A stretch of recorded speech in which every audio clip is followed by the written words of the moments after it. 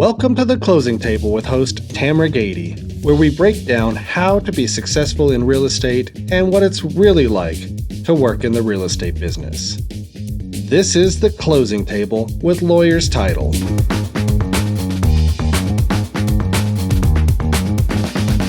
Today, we're going to talk about how to maintain a realtor business for life. But first, if you like my content, you're really going to love my escrow team. So let's get a conversation going about your title needs. You can reach out to me on any of my social media platforms. Today's guests are Tom and Angela May. They are realtors that have been in the business for 20 years this year. So if anyone is an expert about how to maintain a real estate business, they are. They're incredibly valued clients of ours and partners of Lawyer's Title. First of all, I want to say thank you for that. But also, I want to welcome them onto the show. So Tom and Angela, top producing realtors with Monument Realty. Thank you so much for joining me today. Thank you for having us. It's been long overdue. I apologize for not having you on the show until now. It's been way too long, right? No problem. So I'm excited to have you today. I'm one of those people that just like to dive right in, right? So I'm going to ask you the first question.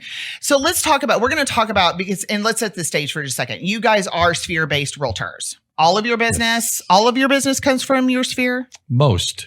What would you say 90%. the percentage? 90%. Yeah. Okay. All right. 90% of your business comes from your sphere. Always has in the 20 years. No. It's changed over the years. Okay. We are real consistent with open houses, and we'll pick up new clients there. Okay. And meeting new people out in the neighborhoods and out, at our volunteer activities, things of that nature.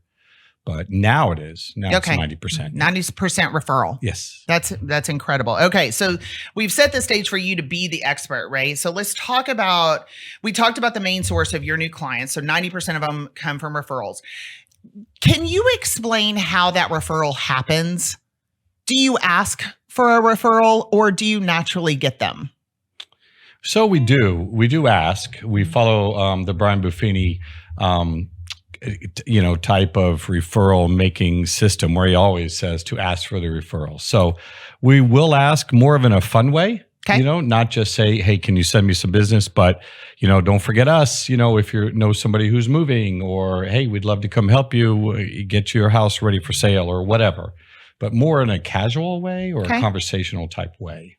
Do you find that there's a perfect opportunity to ask for that? A lot of realtors do it at the closing table or right post-closing.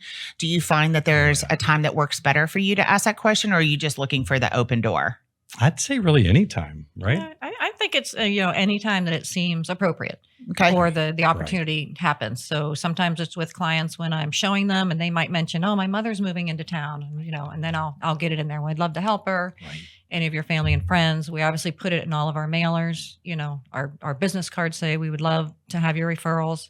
So I think it just depends. And it's not even with past clients, it's with everybody that we know. Okay. Just anybody that we want to do business with. Well, I think one of the things that you touched on that I think is a golden nugget, and I'm going to pick up those little golden nuggets out of what you guys say today.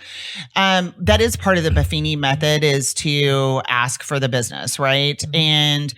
But it starts with having some genuine conversations with the people that are in your sphere, right? So you're intentional about having those conversations, and you're picking up on what they're talking about, and you hear something like, my mother-in-law is moving to town, or my, sister's going to come to Texas, or whatever it is. And that's your opportunity, but it starts with the phone call.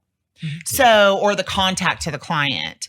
Right. So do you want to talk about that for just a second? Like, do you have a system of how many client calls you make a day or make a month? Is that part of your touch system for your clients? So not necessarily the phone calls, because we feel like we're always out in the public, let's say. I mean, we know that real estate is 24/7, and we're out working every single day. So if we're out and we're talking to people, we know that we have to integrate some of our real estate knowledge into, what we're doing on a daily basis. And that way it just comes naturally.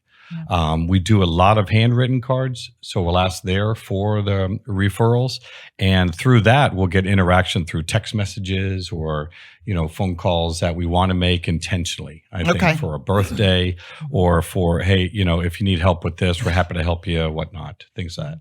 Well, and that was kind of diving into my next question was how do you market to your sphere and stay top of mind, right? Yep. And so a lot of that comes through those intentional touches, which, I wrote this down as a notable, right? Because I thought it was incredibly interesting when we were having our pre-podcast discussion yesterday. How many handwritten cards they write a month? So tell everyone about how many cards you write and what they're for, what the purpose of the card is for. Sure. We want to reach out to our past clients and that we know either has a birthday or an anniversary, but just to thank you for, let them know that we appreciate them, supporting our business and asking if there's anybody else that they know that might need a good, and we can always say something fun like a great two real estate agents, Angela and I together instead of just one. Yes. We always try to add something fun in there like that. But we do 50 of those every month, maybe 60, depending on, what's happening. Wait, don't glaze over that. Okay. Like you just said you do 50 to 60 thank you cards a month. We do every month. Yeah, those are just touching base with people. So that's our sphere. Right. And they get a card, 3 to 4 times a year. Okay. And that is just those people that are grouped in our CRM. Okay. And then we also do birthday cards. So obviously anybody that we have closed with or that are in our sphere, we get their birthdays, and I send anywhere from probably 20 to 30 birthday cards out a month. Okay. So we're at anywhere from 70 to 80 cards a month so far. I'm doing the math here. Yeah, okay. they're handwritten, and we like to include a little gift, either a scratch off card or a little gift card to something. Yeah. So it doesn't have to be a bank breaker. Okay. No. Right. There are incredibly budget friendly touches that you can do to stay in front of your clients. Exactly. Okay. Right. So we're at 50 to 60 thank you cards a month, 25 to 30 birthday cards a month. And there's more. And there's more. Few more. There's a few more. Yeah. We try to get their house anniversary. Okay. Card. Yeah. So, Purchase anniversary. Congratulations. Yes. You've been in your house for 3 years or 4 Yes. years or 5 years. I think people enjoy getting that. And then their wedding anniversary, if that's possible, if we have that. So when we added all this up yesterday, okay, I was like, and 10 more here and another 12 here. We were at somewhere between right around 100 cards, 100 cards a month. Yes. We're going to get to triple digits each month. Handwritten. Yes. So I think that I was just talking with one of my real estate friends about that this morning, about the lost art of the handwritten card, right? And I have a client that sends the most incredibly thought out. I can't express myself as well as she can. They're incredibly thought out, and she's not the only one. But I find that whenever I open my mailbox and you see that handwritten card in there, look, a lot of people think it's a waste of time or it is a lost art, but it's incredibly exciting to get a card from someone that you know in the mail, and it is such a strong touch. I commend you guys. I thought that was the most interesting thing that we talked about yesterday. We've done business and worked together for a very long time. And I did not know that you guys did 100 handwritten cards a month. No, it is. It's a great feeling. In fact, I just got one from you. Well, we did. Sorry, Yeah, your mail. yeah. Last week. Yes. For our closing recently. That's right. And so it is. It means a lot. It's just a quick, hey, Tamera thought about us. Even though we've been working together for years. Yeah, it means a lot. Right. Well, nice. really the does. market slowed down just a touch. So thank you cards for closings are incredibly yay, we had a good. We got another one closed. Yeah. It's exciting. Happens. Things are picking up now, but it is important. But it isn't. My point is like when you open your mailbox and you see something from your friends, from people that you work with, it's really a nice feeling, and people remember that. So I commend you guys. I thought that was incredibly notable. That I even wrote notable. Yeah. So okay. So let's kind of back up because you touched on this, Angela. And we touched Brian Buffini. If you don't know who Brian Buffini is, he's an incredibly large real estate coach. He is very much a sphere real estate coach and very well known. So you can Google Brian, and he's from Ireland. Right. From Ireland. He is. And very, very robust personality for sure. And very, his wife, very memorable. Interesting story, is a Olympic athlete herself. For whatever reason, that didn't surprise me. I feel like power people just find each other. Yeah. Amazing. Yeah. So I also organize my clients according to the Buffini method as well. So Why don't you talk about I don't want to talk about CRMs too much. I just want to touch on it because I feel like at this level, if you don't have a CRM, this podcast isn't for you. Right. No, you have to. So talk about your categorizing your clients. Just real quick. So we have all of our clients, definitely anybody that's closed with us, as a category A through D. Those are ones that will get that thank you card or that touch card, once a month or once every other, I guess, a couple times a year based on. And they get more than that. Oh, they get more than that, but that's at least the regular.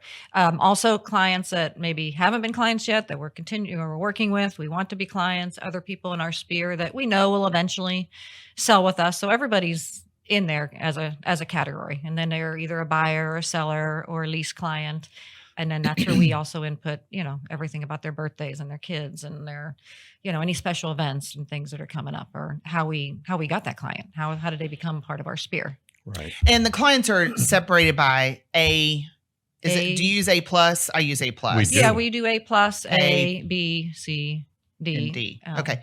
And they're categorized by if you've done a deal, done a transaction with them, bought or helped them buy or sell a house or lease a house, and if they also provide you with referrals, if I remember seeing correctly. Yes. Correct. And they can change too, Yes, they can. Yeah. We move around a little bit. Every year. We do. We go through it quite a bit. And then we also have them in other groups also. Okay. So for some of our marketing, so we do the calendars. I know we're going to talk about that at the end of the year. That's one of our biggest, end of the year, probably marketing costs is, full length, the full wall calendars. And so we have different types of calendars. So we mark people if they're getting, a regular one or a religious one. And so so we also have them categorized in different groups. Well, and I think that categorization of the clients is really important because you really want to take care of the people that are most loyal to you and provide you with, come and use you again for their next transaction, but also refer you to their friends and family. So that's kind of where I was trying to get with that is the categorizations. What made you want to choose Buffini? Why Buffini? Because there's other real estate coaches out there that are phenomenal, right? Yeah, and we've probably been through all of them. Top producer and all of those. We had an Excel spreadsheet when we first started, but they are on a great consistent basis with us. They have coaches that we can talk to. They have meetings locally that we can bounce ideas off of other realtors. And they send you this kit every month as well. So it's a kit of the cards and a mailer. And it kind of forces you to keep that going. So I'll see that, delivered right to my house every single month. Right. So we take that and we have to, use that to send out the cards. And there's a little piece in there to mail out to give them something of value as well. Okay. Yep. I love the item of value. Yep. Absolutely. So we'll use that as well. And then the third thing we like about it, if you drill down into it, he also has an email system that you can send out drip email campaigns or just a blast email to all of our contacts.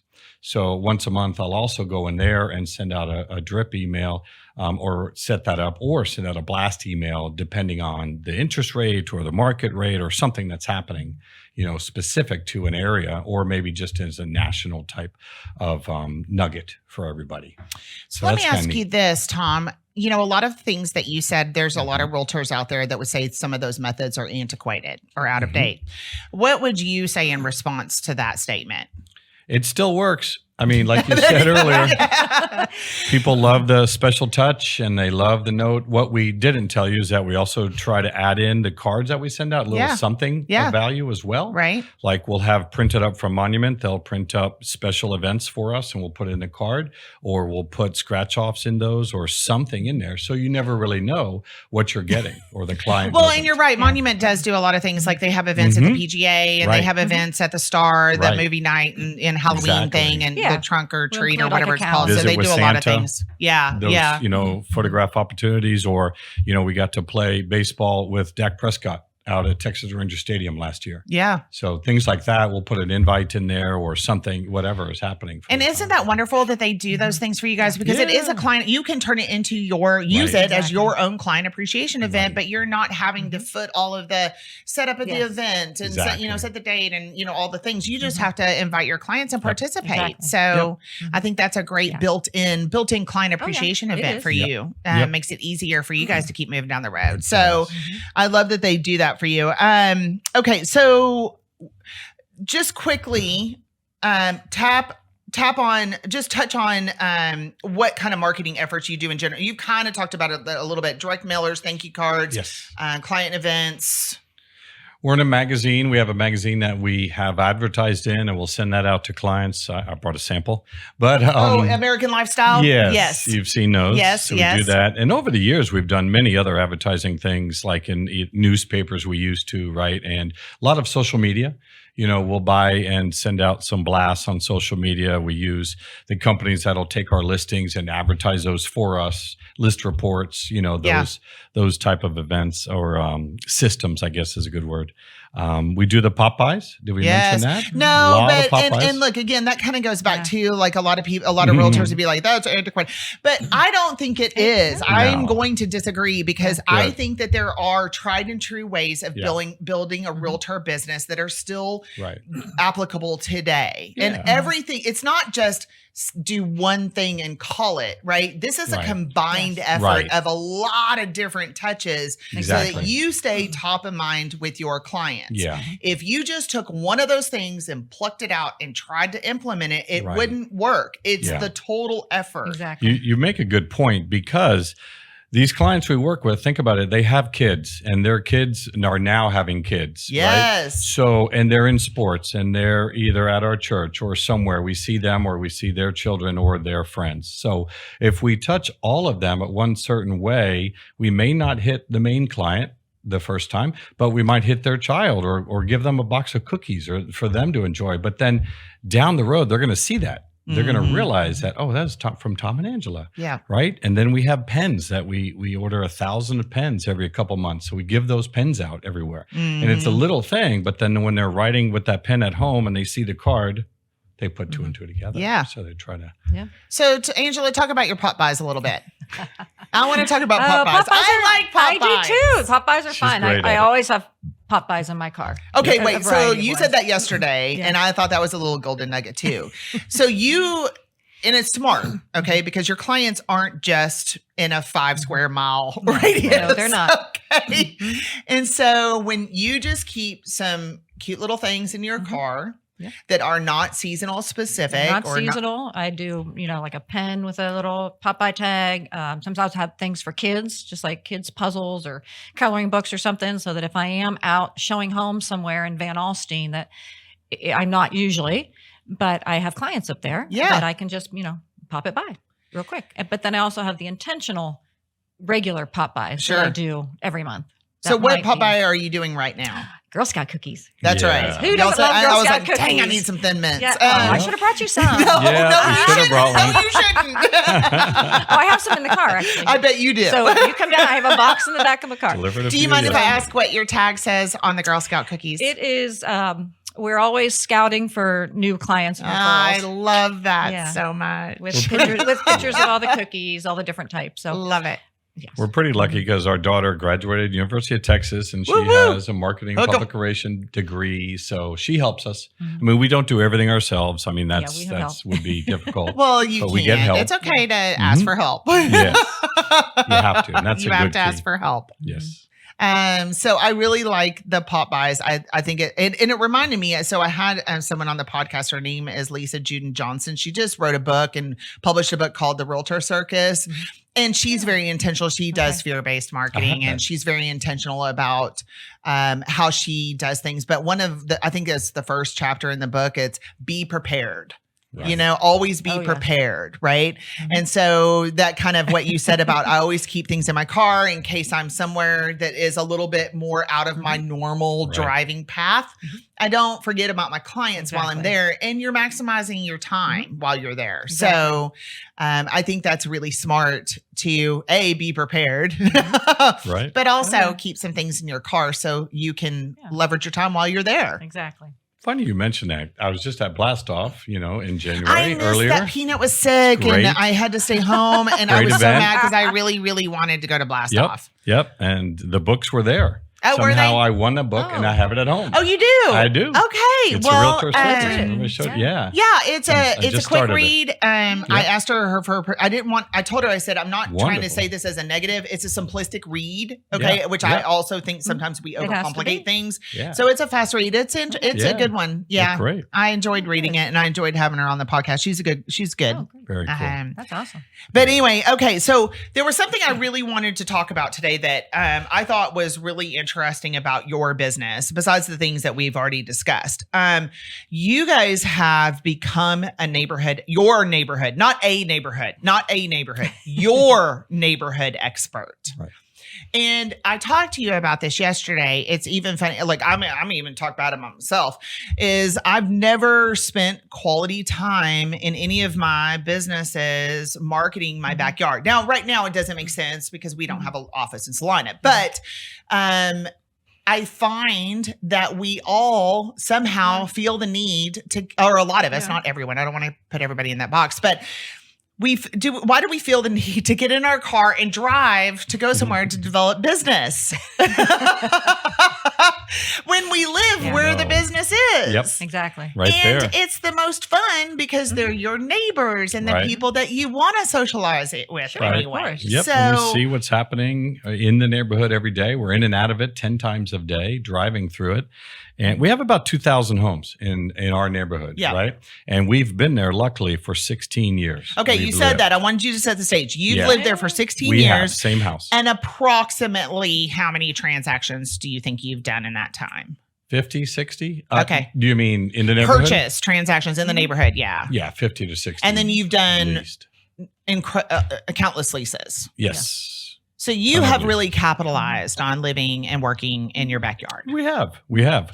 I mean, the easiest part to say is that it's right there. It's right there. You see everything. It's right there. I literally have had a neighbor walk up to our front door and knock on the door and ask me to come over and give him a value on his house he's ready to sell. And you were like, and I walked with him. Right now. I said, let's go. I walked out with him and he lived literally right behind us, about 3 homes down. And we talked. We had a good conversation and all that. But our kids go to the elementary school there, so we're very involved with the PTA, right? And then they went to the middle school and the high school, and we supported them through the baseball teams and the football teams and all of that. So we were very involved. We did a lot of volunteering, at the schools and up at our clubhouse. We have a golf clubhouse there. So it's kind of easy, right? It is. It's not. Yeah, it doesn't seem like we're, like I said, having to drive and work another neighborhood. Right. I mean, it's I'm like, okay, like it's so easy. Yep. Do you guys have a neighborhood Facebook page too? Several. 3. Okay. 3 Several. or 4. Yeah. Oh, okay. Yes. Yeah. Wait. Why do you need 3? Just because we don't know. We're special. But we don't question. We just go along with it. That's right. So what? Okay. A realtor wants to farm their backyard. Mm-hmm. What is your biggest piece of advice for farming your backyard? It's written on that. It's just being involved. Number 5. Yeah, being involved, being present, being visible. Yes. I mean, we can't just stay in our house and work in our home office. Yes, we have to be consistent. Consistent mailers to the neighborhood. We help a lot of the neighbors with comps when they want to protest their property taxes every spring. That's a good one. That's been a big one, probably, 40, 50. How do you tell them that you will help them? Do you put that on the Facebook page or did they just... No. Both. Or do you mail something to, what do you do? Like you want to know the value of your home? How do you advertise that? Yeah, they know us now that, it's been so long. So they'll ask us and we have a list of people that we automatically send that to, even proactively. Okay. In January. Yeah. We'll send this out. Hey, here's what, you can look forward to when that tax, bill comes. So think about it now. So we do it both ways. And then some people, the newer people that have moved into the neighborhood will ask on Facebook and we'll send that right back to them.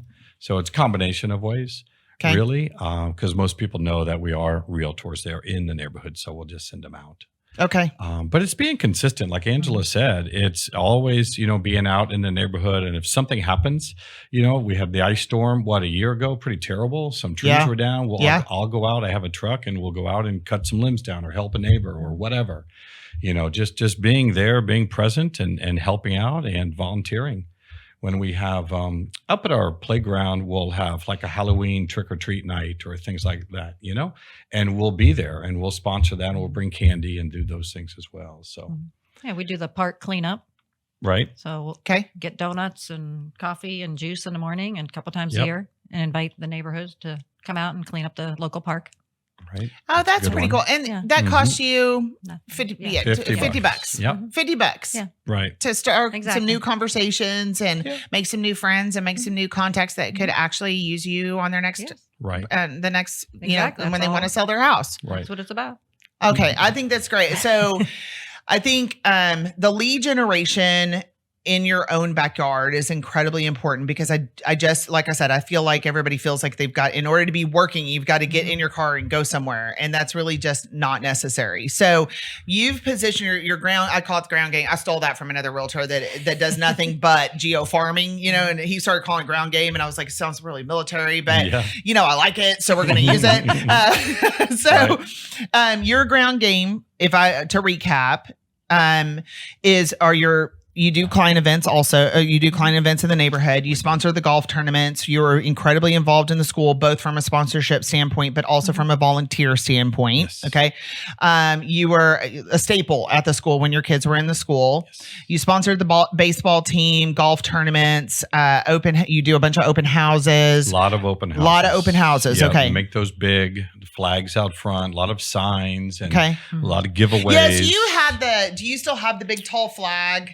I know that was for your previous brokerage, but I didn't know if you still used it or not. They had a balloon, a blow up, Remax had the huge blow up balloon, we put out front. Yep. And we invite the neighbors, we knock on doors, we go by, come see us, some. Okay. Yeah, not 100, right? But maybe 10 or 15 around the area. That's okay. You don't have to knock on it. See, it's extremely doable, right? When you knock on their door, what do you say? Oh, we're having an open house tomorrow. Come on, we'd just love to show you the home. Okay. Keep it really simple. People don't want to be bothered. Maybe as much now. Well, yeah, it's hard. So we just say, here's what I'm doing, and we'd love to see if you want to come by. Okay. That's it. And let them go from there. And they do. Yeah. And most of the neighbors, right, they'll know us, right? So they'll see us. So sometimes I don't even have to say that. I'll say, here's an invitation, and I give them the flyer, come on by, or we're giving out this, or we're going to have an ice cream truck or something. So send the kids, whatever it is, we'll just kind of give them an invite and let it go from there. And you always sponsor the neighborhood events or the community events. Yep. Whatever they're doing. Look, it's so funny to me because there's no giant secrets in real estate, right? It really is to build a successful real estate business for life or for your career. Right. It is about who's going to be consistent the longest. And there's nothing super sexy and super exciting, these things aren't earth-shattering revelations, right? No. They're just doing your tasks day in and day out and being consistent. And I always say this is a marathon. It's not a sprint. Exactly. Yep. You got to be present, got to be consistent. And, even on the social media, we have to be updated on Facebook, Instagram, YouTube channel. That's important. Okay. Yep. We have a big YouTube channel presence. We're doing videos there. We know those are important. Look at your YouTube channel. Check me out. Okay. Yeah, and it's going to get better. I can't wait. I didn't realize, so I have to go look you up. The wave they're saying of the future, and we've done several, and we're doing more. What are you doing? What is your content on YouTube? It's mostly knowledge base or market updates, things of that nature, interest rates, and now we're doing community specific videos. We have a drone and a person that helps us with that, who shoots the homes in the area and the parks and the schools, and then I kind of put it together as here's Heather Ridge Estates, and here's what it has to offer in Frisco, or here's Deer Park and Plano, or whatever, Plantation Resort, right? There's a lot of good little nuggets you can put into a video, especially with a drone, and fly by and show them and then talk about that. Since we've lived in the area more than just the 16 years, we've been here probably almost 30 years in North Dallas, right? So we know the area, we know Addison, we know everywhere from, back and forth, of North Dallas. So it's kind of easy to take little nuggets of those communities and put them on YouTube. Okay. That's our focus for the next year or two right there. I think it's great. I can't wait to go and see it. So I think that's a great place to wrap up for today.